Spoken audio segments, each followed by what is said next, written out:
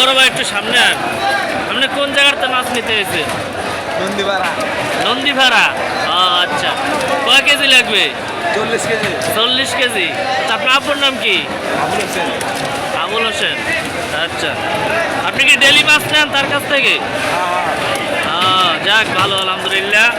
দর্শক, আপনারা দেখতে আছেন আমাদের মাদানী অ্যাগ্রো ফার্মের পক্ষ থেকে লাইভ ভিডিও। অনেক সুন্দর সুন্দর মাছ দিতে আছে।